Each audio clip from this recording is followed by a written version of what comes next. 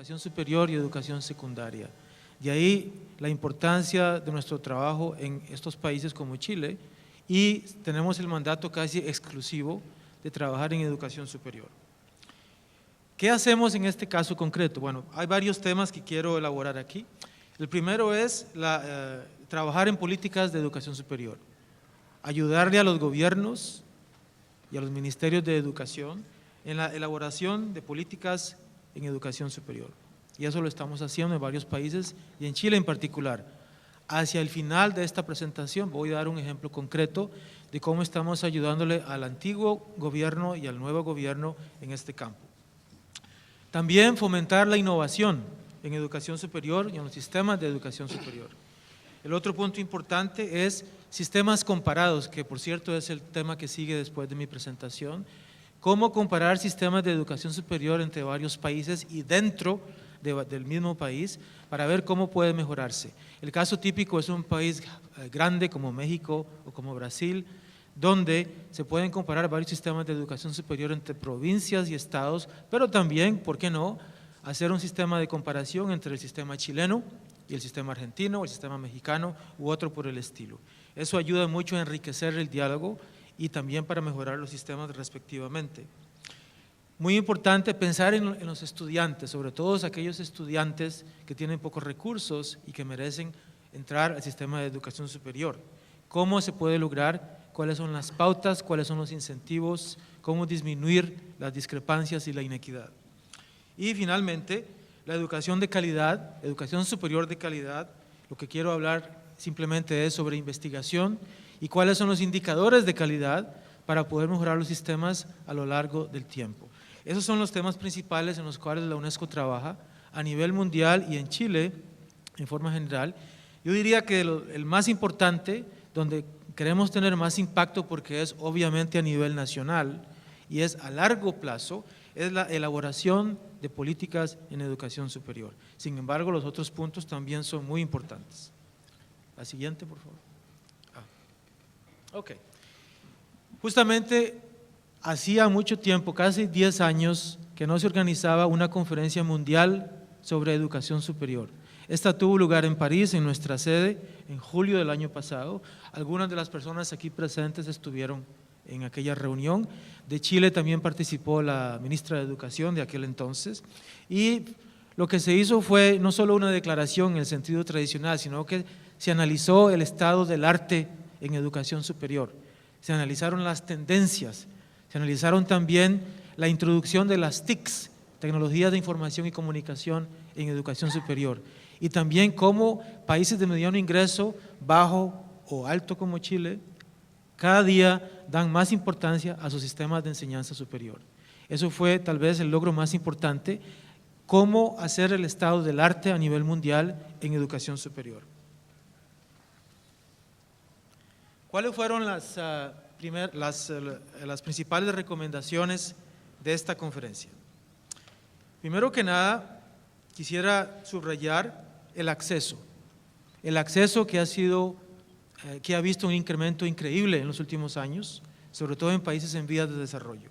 Pero tiene que ser un acceso en vistas de calidad, no solo en números de estudiantes, sino también en aspectos cualitativos. Eso fue analizado con varias conclusiones interesantes. El otro punto importante es cuál es la contribución de educación superior a la democracia, la justicia social, el pluralismo, la convivencia pacífica. En otras palabras, ¿cuál es el rol de la educación superior en países en vías de desarrollo o más avanzados como Chile en la creación, en la gestación de líderes que van justamente a presidir estos países? Es muy importante porque no se puede aislar el proceso de enseñanza superior del proceso de desarrollo nacional. Otro punto importante es la innovación, como ya lo mencioné antes, forma parte de uno de los temas de trabajo de la organización, la UNESCO, cómo innovar a través de educación superior en el desarrollo nacional. Y luego, muy importante, el último punto es cuál es el papel de la universidad o de la enseñanza superior en la sociedad. ¿Cuál es el papel que debe jugar? Porque no puede aislarse, como ha sido el caso en muchos países, aislarse como una cúspide, como una torre de marfil. ¿Cómo se puede involucrar más la sociedad y la enseñanza superior acercarse más hacia la comunidad para ver las diferentes implicaciones y el rol en la sociedad. Esos fueron los principales planteamientos de la conferencia. Bueno, hablemos sobre los diferentes temas y conclusiones. El primero, muy importante, y estoy seguro que les interesa, es la parte de financiamiento de la educación superior, un tema muy sensible en Chile y en muchos países, y también sensible durante la conferencia. Hablamos sobre la eficacia de los mecanismos para financiar. ¿Cómo se mide la eficacia? ¿Quién la determina? ¿Cómo se hace la inversión? ¿Cuánto dura? ¿Y cómo se mide realmente si está funcionando o no? La investigación, la creatividad, la innovación y de nuevo el rol social. ¿Cuál es el rol social de la enseñanza superior, por ejemplo, en combatir la pobreza, que es la meta del milenio número 1, la erradicación de la pobreza? ¿Cuál es el rol de la educación superior en reducir las brechas del género, que es justamente la meta del milenio número 3, que mi colega acaba de presentar en su ponencia anterior? Y así por el estilo, el rol social de la educación superior a nivel mundial y en cada país. Eso fue respecto al financiamiento. Otro tema importante que se discutió fue la cobertura. Como he dicho antes, se reconoce que ha habido un incremento increíble en términos de acceso de los estudiantes a educación superior en los últimos años. Sin embargo, hay que reconocer que no todos los estudiantes que completan el ciclo secundario pueden o deben ingresar a la universidad o a una institución de enseñanza superior. ¿Cuál es el rol de la enseñanza superior en diversificar las posibilidades de estudio?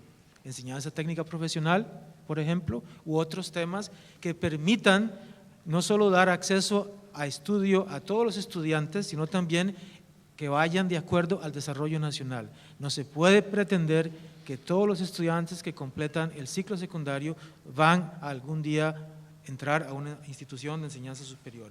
En otras palabras, hay que hacer una diferencia muy clara entre universidades, enseñanza superior y otras carreras que pueden facilitar estudio y que también generan trabajo. Por ejemplo, enseñanza técnica profesional, que existe ya en países más avanzados y que tiene mucho reconocimiento.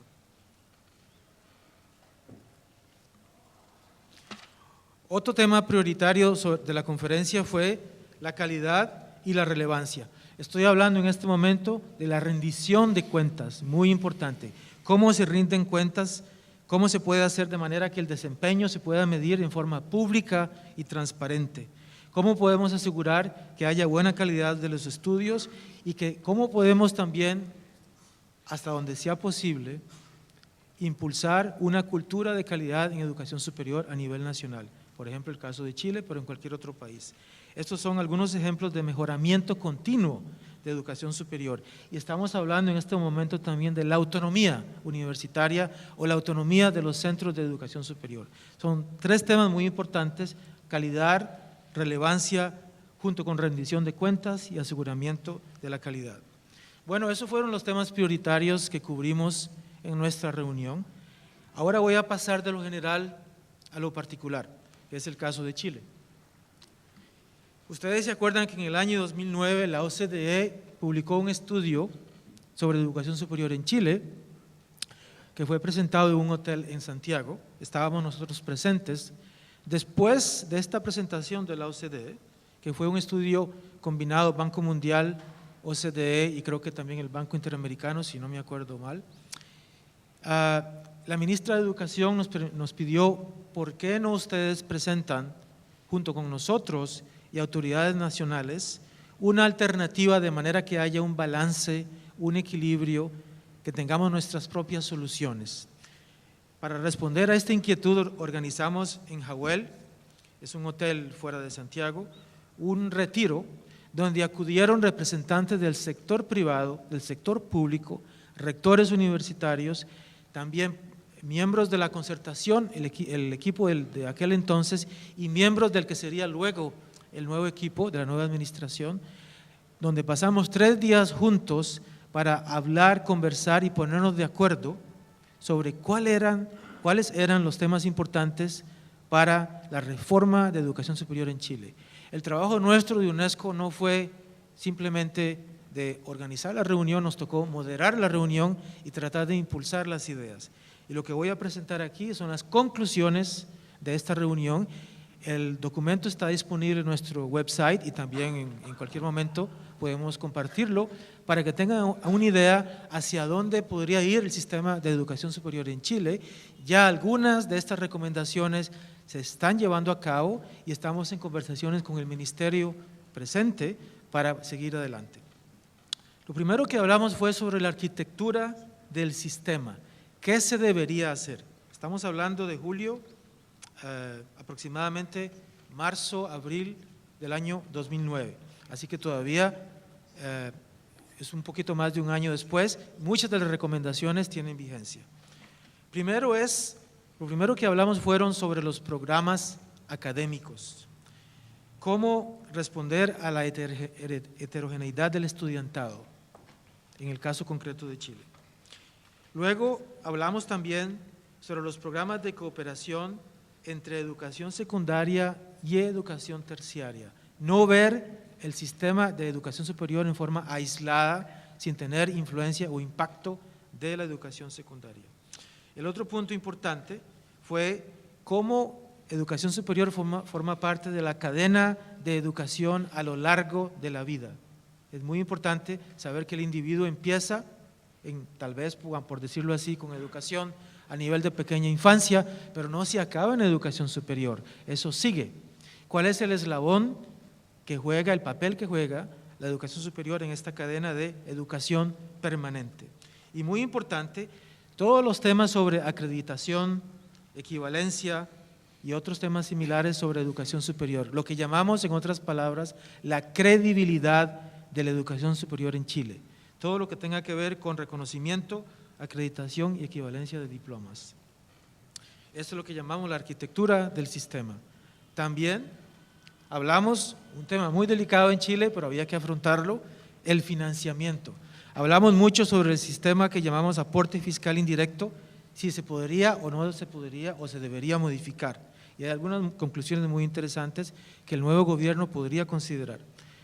¿Cómo podríamos aumentar la inversión pública, pero también en forma más transparente y más equitativa en la inversión en las universidades, a través o no a través del Consejo de Rectores?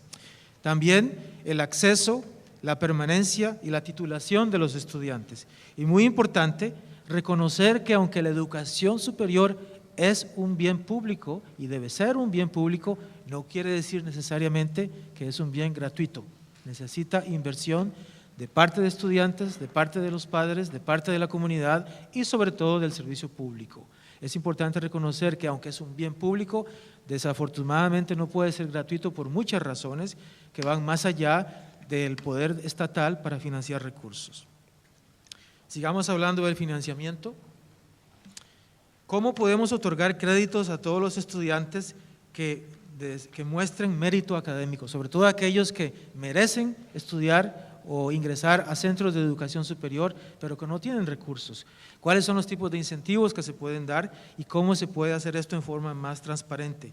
Y sobre todo, utilizar la PSU no como un filtro como se usa hoy en día, sino como ligarlo al rendimiento anterior al estudiante, como existe ya en otros países, de manera que la PSU no se convierta en un elemento de discriminación, sino en un continuo que analiza el desempeño del estudiante desde la educación anterior, en este caso, educación secundaria. Y cómo ligar educación superior más en línea con el desarrollo nacional, cómo acelerar el desarrollo de programas y proyectos de posgrado y doctorado más ligados al Plan Nacional de Desarrollo. En otras palabras, lo que dije hace algunos minutos, el rol social de la educación superior en Chile. Muy importante, hablamos también sobre rendición de cuentas y sobre transparencia. Lo que quiero decir con ello, hablamos mucho sobre autonomía, rendición de cuentas y un equilibrio entre los tres. ¿Cuál es el tipo de confianza institucional, pero también confianza pública del individuo, del estudiante, del docente en el sistema actual de educación superior en Chile y cómo esto se puede mejorar? Por supuesto que tenemos que desarrollar indicadores para medir estos desarrollos, cómo normalizarlos y cómo darlos a conocer de manera que todos los puedan comprender. Y una cifra importante que se acordó fue tratar de alcanzar en los próximos 5 años, ya tenemos un año, el 85% en tasas de titulación, porque en este momento no se llega a ese nivel, a nivel nacional quiero decir, aunque algunas universidades sí las tienen, pero no todas. ¿Cómo hacer de esto algo que se estandarice a nivel nacional?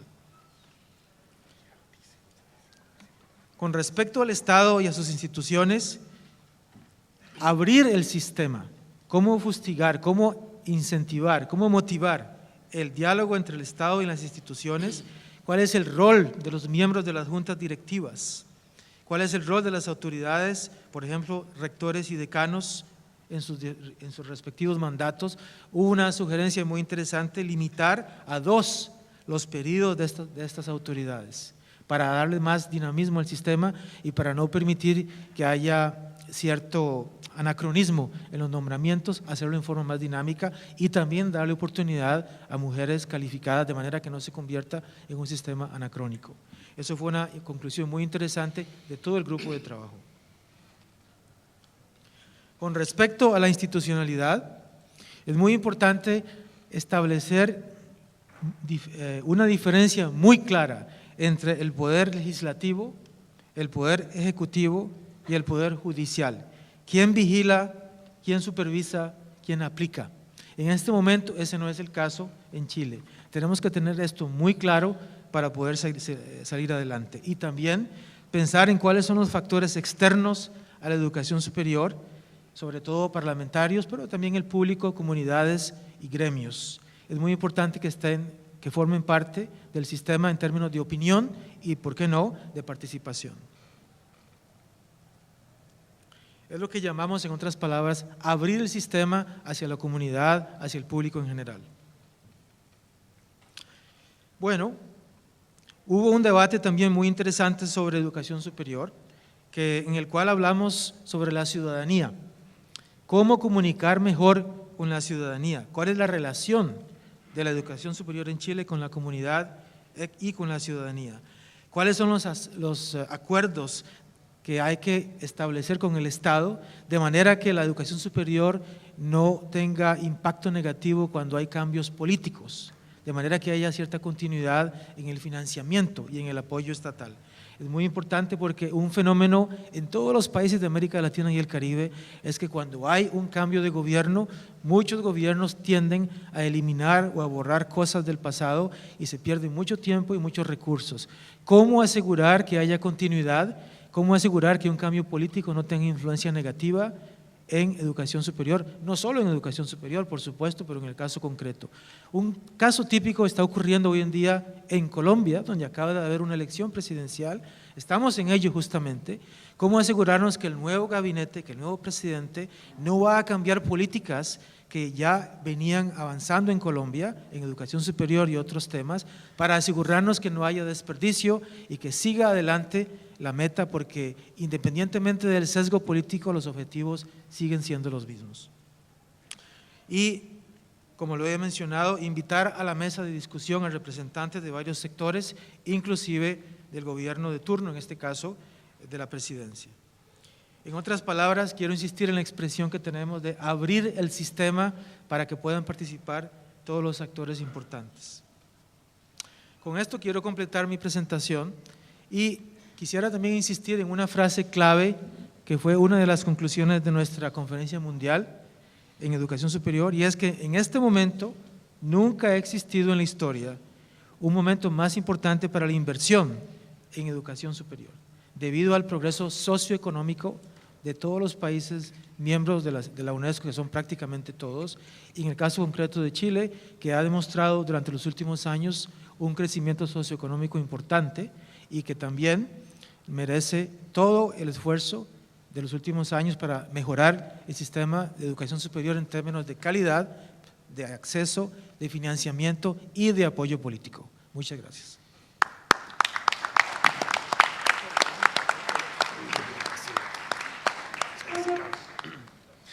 Agradecemos entonces la exposición de Jorge Sequeira, director de la Oficina Regional de Educación de la UNESCO para América Latina y el Caribe, con su exposición sobre los desafíos de la educación superior en Chile. A continuación, cierra esta segunda parte en torno a lo que son las intervenciones José Joaquín Brunner, director del Centro de Políticas Comparadas de Educación de la Universidad Diego Portales, con su temática análisis comparado de sistemas educacionales en países con distintos grados de desarrollo. Muchas gracias. En realidad el tema mío es enfoque comparado de sistemas de educación superior. Es decir, voy a continuar con el mismo tópico que abordaba acá Jorge hace un momento. Y quiero partir haciendo el siguiente planteamiento. Me parece a mí que hoy predomina una ideología, en el sentido de falsa conciencia, que exalta hasta el límite de lo inverosímil la importancia clave, el valor estratégico y sobre todo las enormes oportunidades y beneficios que la educación superior traería consigo.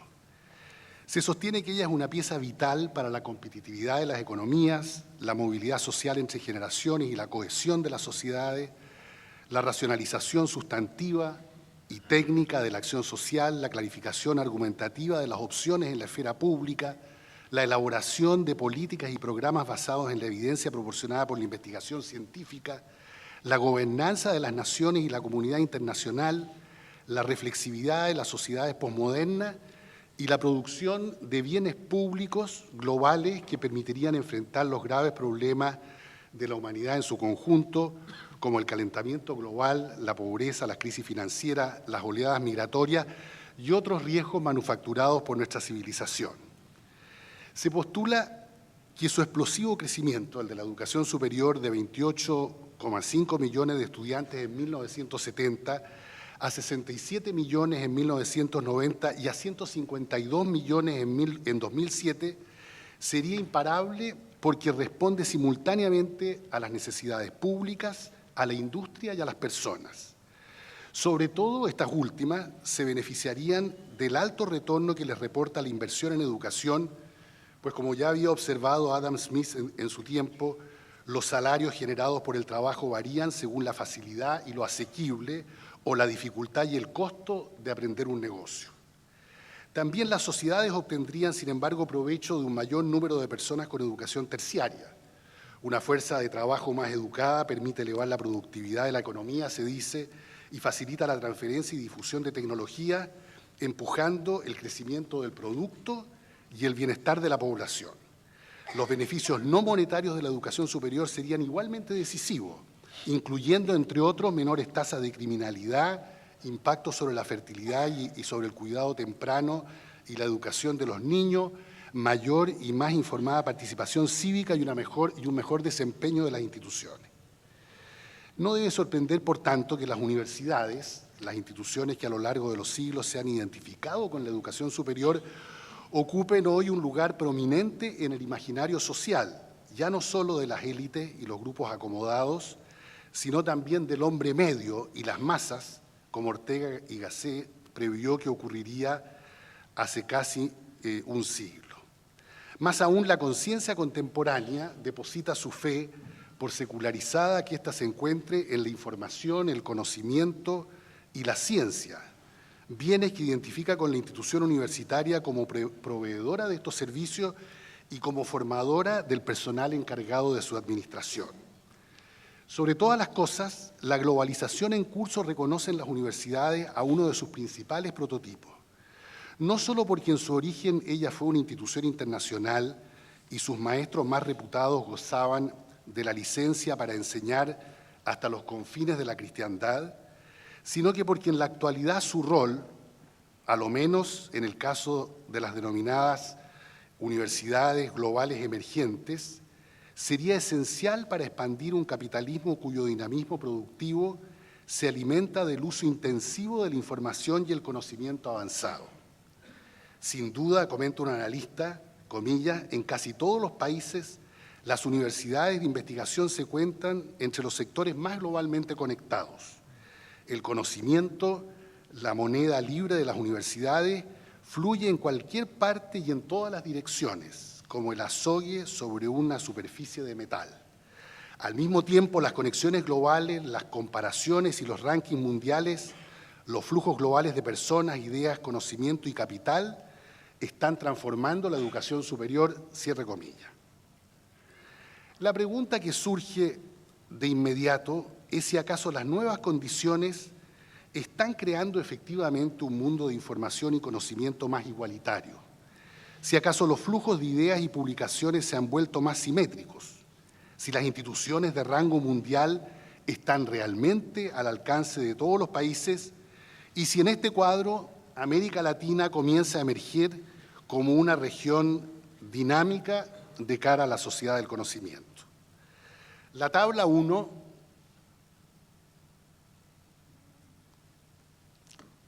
comienza a dar respuesta a estas inquietudes. Muestra que la geopolítica global de las funciones e instituciones del conocimiento se halla fuertemente concentrada.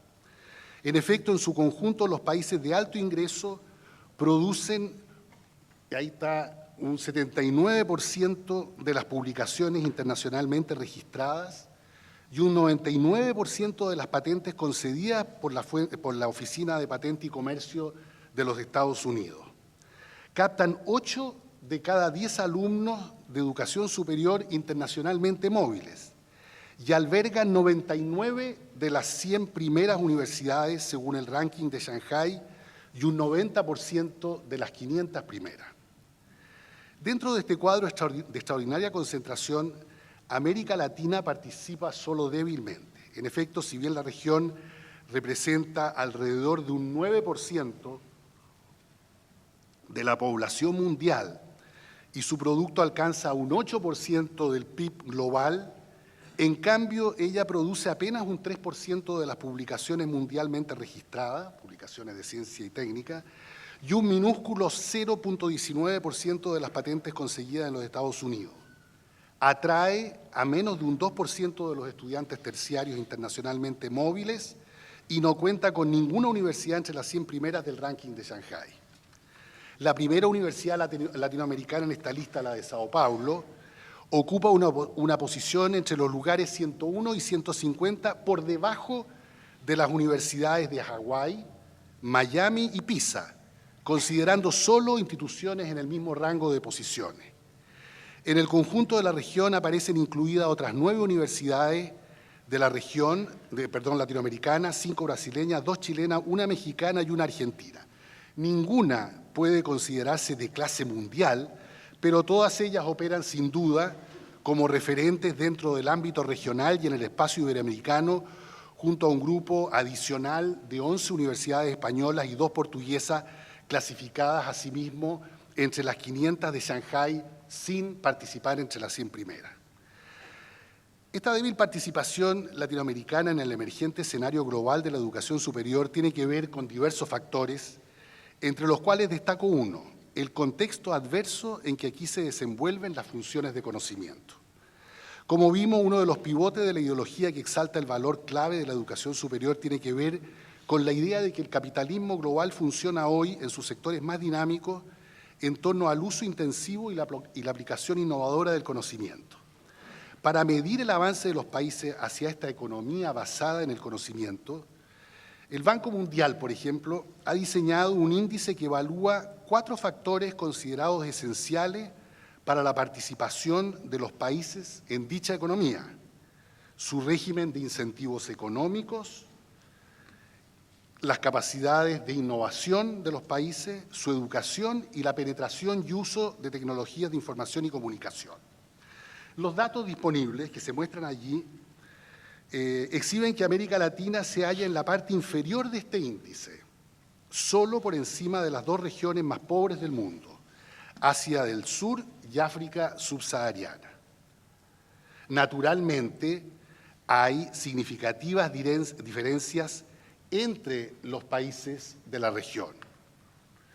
Una razón de este rezago latinoamericano es el escaso peso que en la región tienen las industrias y servicios más relacionadas con la ciencia y la tecnología, conocidas también como intensivas en tecnología y conocimiento.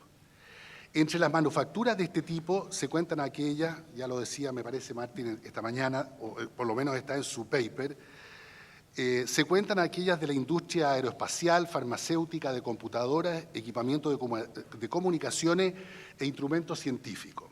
Entre los servicios avanzados se incluyen los financieros, comerciales y de comunicaciones. Pues bien, el 86% del valor agregado a nivel mundial por las industrias y servicios intensivos en conocimiento es producido por los países desarrollados. Solo un 14% corresponde a las economías de los países en desarrollo. En este último grupo, China, India, Rusia, Brasil y México dan cuenta de cerca de 2/3 partes del valor agregado en ambos sectores por este grupo de países en vía de desarrollo. A su turno, América Latina en su conjunto contribuye apenas con un 4% del valor agregado a nivel mundial. A partir de los datos de esta geopolítica altamente concentrada del conocimiento y de la actuación de las 100 universidades top, cuyo estatus produce una verdadera fascinación cuando se piensa que en el mundo hay más de 20.000 instituciones de educación superior, algunos analistas del norte plantean la hipótesis de que en la actualidad se encontraría en desarrollo un mercado global para servicios de educación superior, que este mercado se segmenta con la estratificación de las instituciones proveedoras de este servicio, combinada con la diversidad de públicos consumidores, y que los mercados nacionales se hallan subordinados al mercado global al tiempo que van perdiendo comparativamente su capacidad de conferir certificados de valor y estatus a sus clientelas locales. Mirado desde el sur, el panorama emergente se ve diferente, sin embargo. Por lo pronto, si bien el número absoluto de alumnos internacionalmente móviles ha aumentado de 1 millón a 3 millones entre 1980 y el 2007, como porcentaje de la matrícula total ha permanecido invariable, en torno al 2%. Es probable que un fenómeno similar ocurra con la movilidad internacional de académicos, aunque en este caso no se cuenta con información consistente. Como sea, las cifras involucradas son ciertamente inferiores a aquellas envueltas en la peregrinación académica a la cual se refieren los historiadores. Peregrinación de académicos y estudiantes viajeros que se desplazaban por una Europa cuyas universidades hasta el siglo XVII enseñaban en latín un mismo currículo y otorgaban grados comunes. No por casualidad los estudiantes medievales, famosos por sus tropelías y temidos por las autoridades y burgueses de las ciudades universitarias, estaban organizados en naciones, corporaciones independientes compuestas por jóvenes de un mismo origen geográfico. Hoy día, en cambio, cuando la educación superior se ha vuelto masiva dentro de las fronteras de cada país, también su carácter y el alcance de sus funciones, el tono cultural de las instituciones que la proveen y su anclaje en la sociedad, la composición de sus cuerpos académicos y estudiantil, todo esto expresa un claro vínculo nacional. En efecto, la mayoría de las instituciones de enseñanza terciaria alrededor del mundo, incluidas las del norte, responden a las condiciones locales de cada país, la provincia o ciudad donde se hallan emplazadas.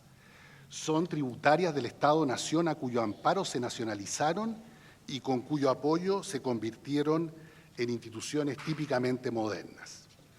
Estas instituciones, las 19.900 que no califican entre las 100 top del ranking de Shanghai, no se ven afectadas por el mercado global.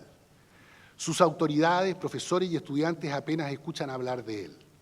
Ni se ve por qué podría interesarles, a menos que se trate de miembros de una universidad nacional altamente selectiva, donde un porcentaje de los académicos son investigadores que participan en las redes internacionales de su tribu disciplinaria y donde una fracción de los estudiantes se prepara para cursar posteriormente estudios de doctorado en el extranjero. Como cabe suponer, uno de los factores más gravitantes que mantiene atada la educación superior de los países en desarrollo a sus contextos nacionales es el factor económico. En efecto, el presupuesto que los países dedican a sus sistemas nacionales de educación superior fija también las fronteras de estos. En circunstancias de capitalismo global, los límites trazados por el dinero suelen ser tan o tanto más irremontables que aquellos determinados por la geografía. Me imagino que Martín esta mañana, Carnoy, se refirió precisamente a este punto. Por mi parte, déjenme agregar algunas ilustraciones. El presupuesto público total en educación superior de Chile en el año 2008, incluyendo el gasto de investigación y desarrollo, fue alrededor de $800 millones, monto inferior en 20% al presupuesto de la Universidad de Cincinnati, Ohio, clasificada en el ranking de Shanghai entre los lugares 151 y 200, que asciende a $1.020 millones. Por su lado, el gasto total chileno en educación superior de fuentes públicas y privadas se estima en aproximadamente $3.100 millones ese mismo año 2008.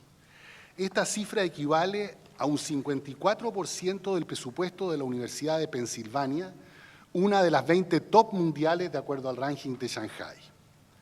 Estos desequilibrios y en general la relativa parquedad del gasto latinoamericano constituyen una verdadera barrera para incorporarse al llamado mercado global de la educación terciaria, tanto desde el lado de la competencia por atraer estudiantes internacionales móviles, como sobre todo del lado de la posibilidad de reclutar y retener académicos altamente productivos.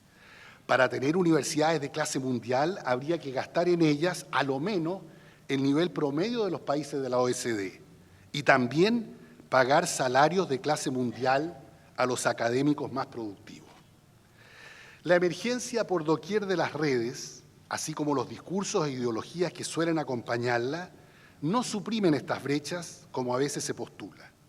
Más bien sucede lo contrario, pues aquellos sistemas de educación superior que por su posición periférica en la geopolítica del conocimiento se ven forzados a actuar exclusivamente dentro de los límites de su espacio nacional, justamente debido a su ubicación periférica, carecen de los medios de poder que más cuentan en la sociedad red.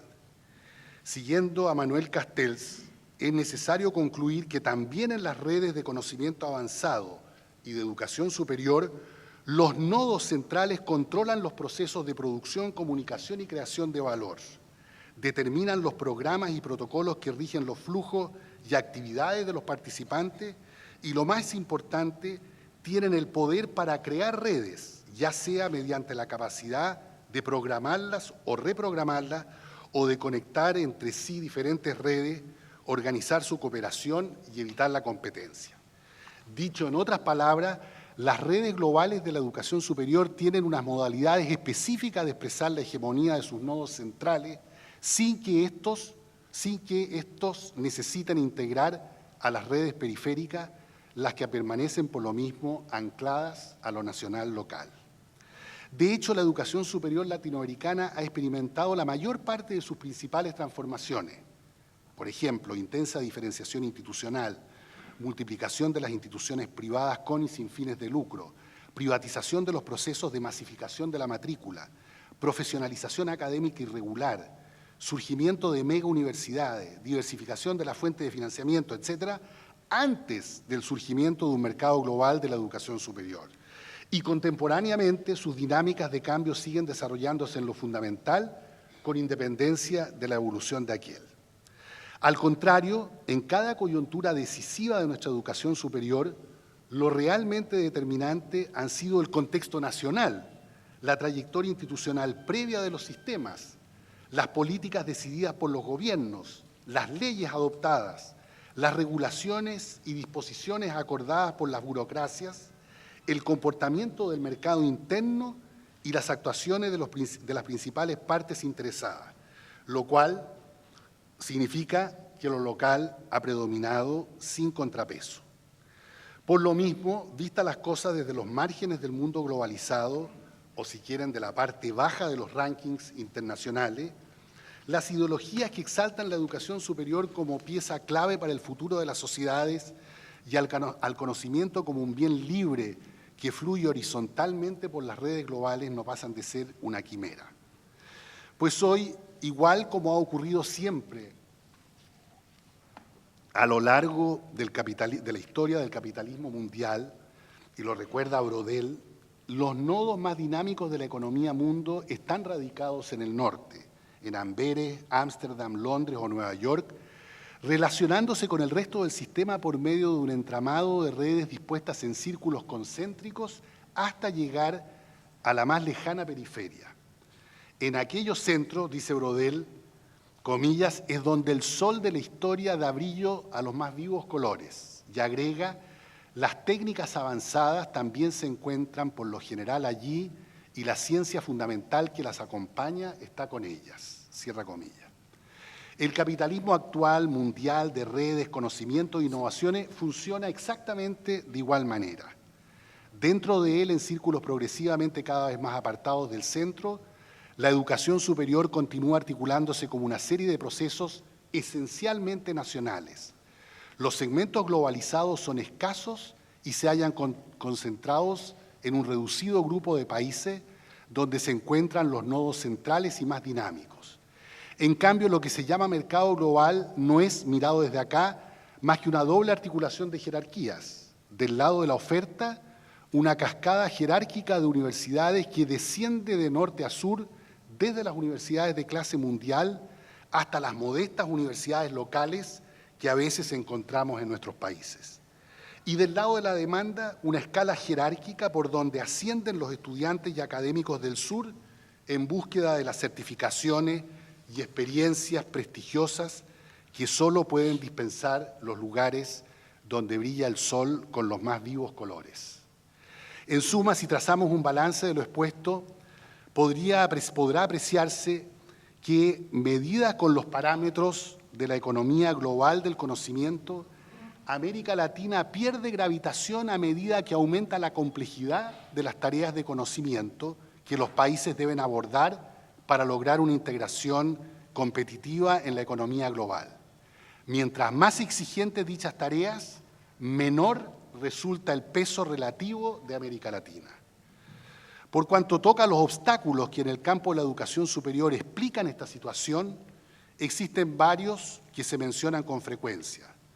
Una todavía exigua consolidación de la profesión académica, brechas sociales de acceso y graduación, ineficiencia interna como se revela en las altas tasas de deserción y bajas tasas de conclusión oportuna de los programas, mallas curriculares recargadas y excesivamente especializadas desde el comienzo, arquitectura de grados y títulos y de la enseñanza en su conjunto demasiado rígida que impide la movilidad estudiantil dentro y entre instituciones, como bien mostraba Jorge, financiamiento de las carreras profesionales y técnicas mal repartido desde el punto de vista del interés social, débil vínculo en el caso de las universidades estatales entre resultados del desempeño y subsidios públicos, poca profundidad y difusión de las actividades de investigación, desarrollo e innovación, insuficientes interfaces entre la investigación y la industria, gobiernos universitarios bloqueados y por ende con baja capacidad de promover cambios, débil gobernanza de los sistemas e insuficiente gasto público en la educación superior. Como se ve, también las dificultades y problemas que enfrentan nuestros sistemas están dentro de cada país.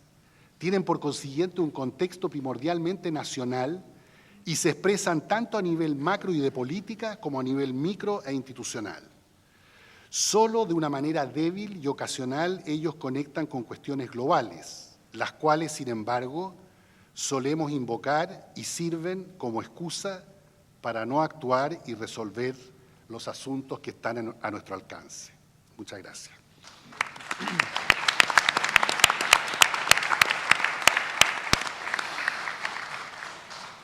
Agradecemos a José Joaquín Brunner con su exposición. Recordarles que para las preguntas de los interesados se las pueden hacer llegar por escrito a nuestros monitores que están en los costados de este salón. Seguimos con los comentarios. Según nuestro programa, don Ernesto Otone, director del Foro Valparaíso, realizará el primero. Muy bien. Muchas gracias. Yo no sé si voy a alcanzar a superar la depresión que me ha provocado José Joaquín. Pero, en fin, es una depresión antigua porque mirando estas cifras con un libro que preparamos hace 20 años, Educación y Conocimiento, de ejes de la transformación productiva con equidad, hay muchas cifras que se mantienen. en la relación de América Latina con el mundo. Es muy impresionante. Yo simplemente voy a hacer un par de comentarios que parten con algunos elementos que señalaba Martín primero esta mañana y que ha sido completado aquí.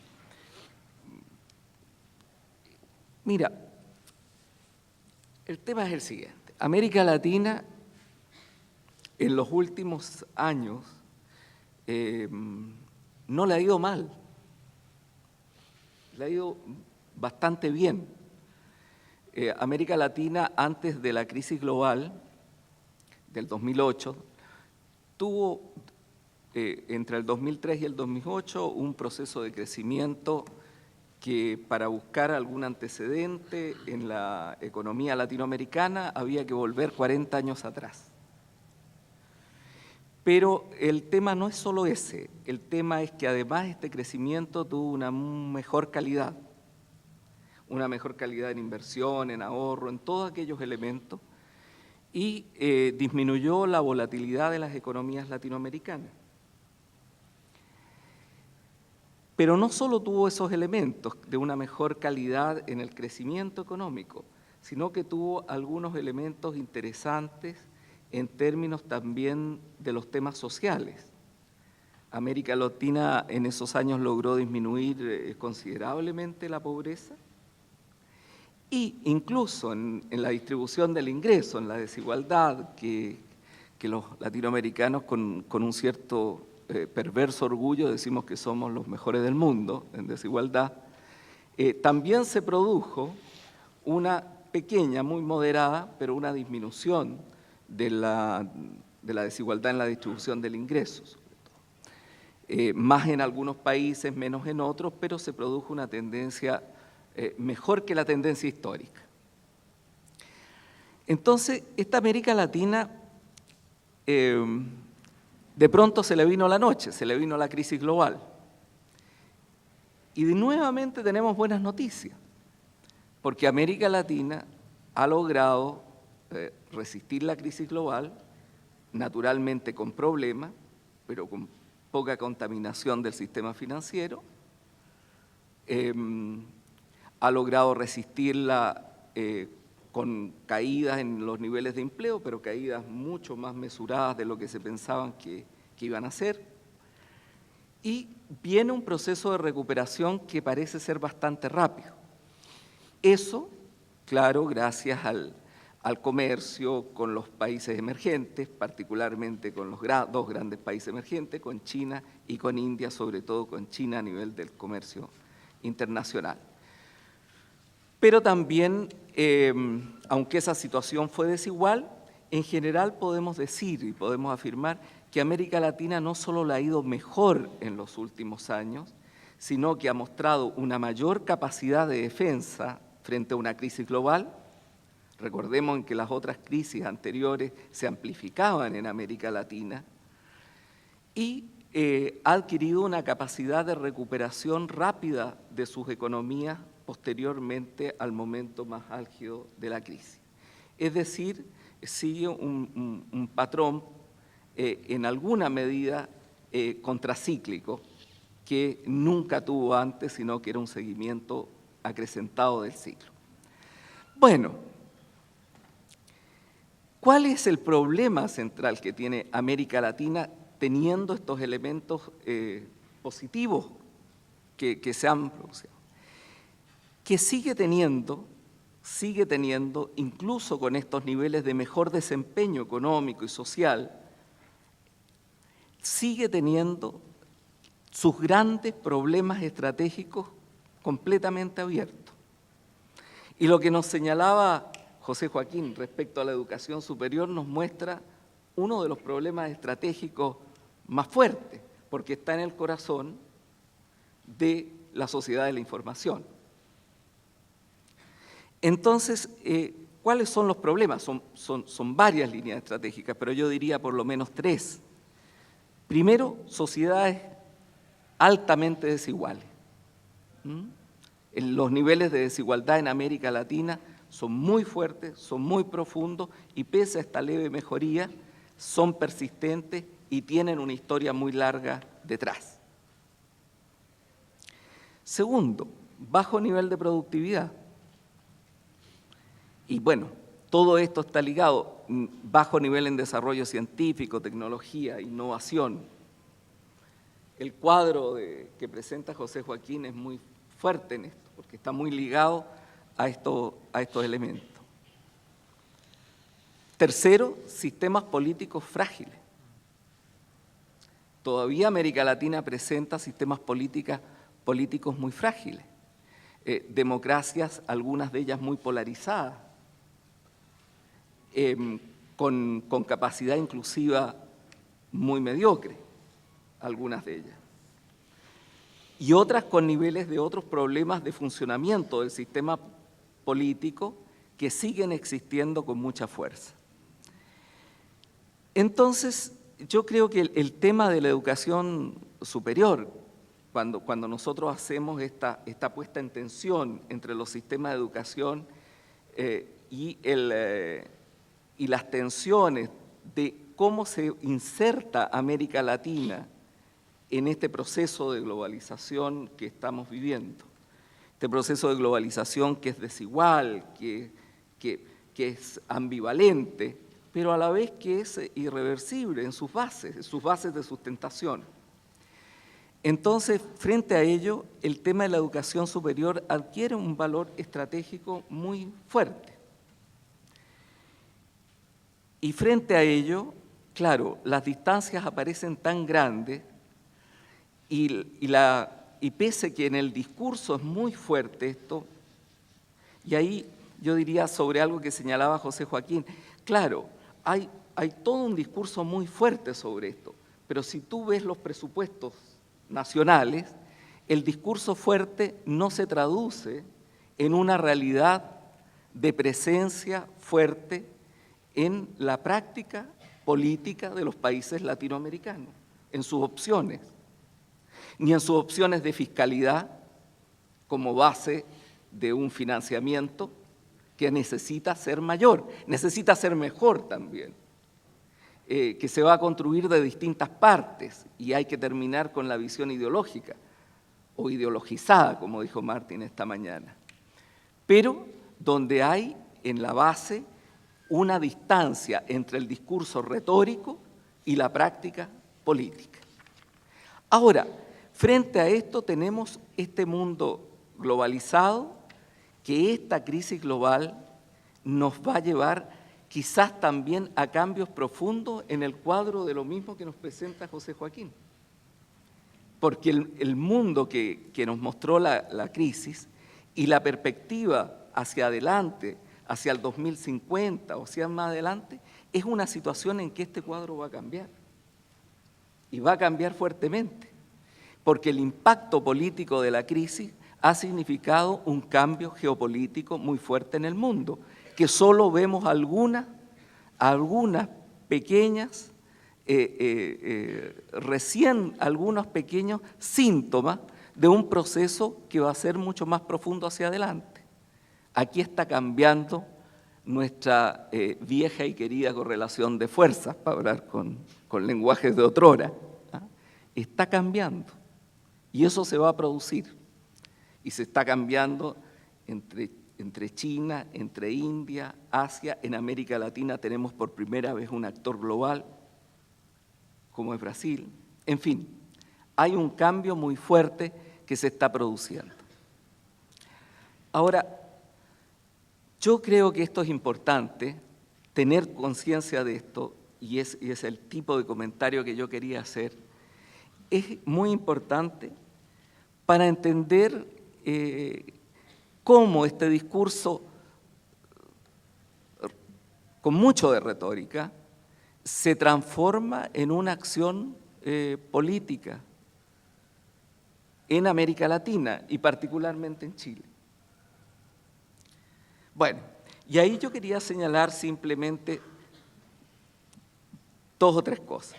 La primera, yo creo que efectivamente en la educación, y no solo la educación superior, pero en la educación se juegan tres elementos que difícilmente se juegan en otras políticas públicas. Primero, se juega la ciudadanía, o lo que Manuel llamaba esta mañana los valores. ¿Ah? Los valores en el sentido del tipo de orientación, del